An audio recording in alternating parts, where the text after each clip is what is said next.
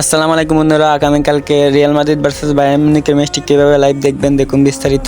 Real Madrid কিন্তু champions league quarter ফাইনালে তারা বায়ার্ন মিউনিখের কাছে 2-1 গোলে হেরে গেছে। তো দ্বিতীয় ম্যাচের মধ্যে যাদের কামব্যাক করতে হবে। প্রথমত চ্যাম্পিয়ন্স লিগ কোয়ার্টার ফাইনালের মধ্যে দুটি ম্যাচ হবে, দুটি ম্যাচের মধ্যে যাদের স্কোর সবথেকে বেশি থাকবে তারাই কিন্তু সেমিফাইনালের জন্য কোয়ালিফাই করে ফেলবে।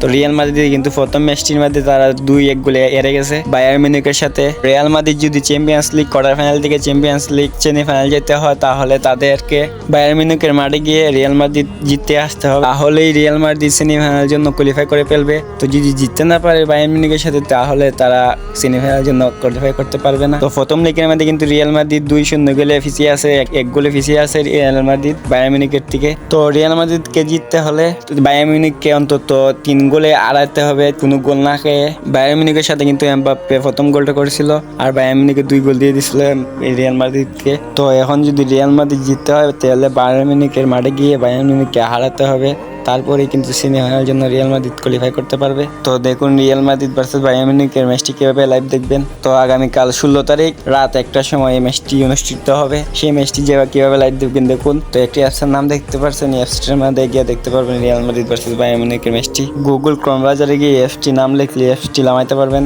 নামাইলে পরে অ্যাপসটির মধ্যে রিয়াল মাদ্রিদ ভার্সেস বায়ার্ন মিউনিখের ম্যাচটি লাইভ দেখতে পারবেন।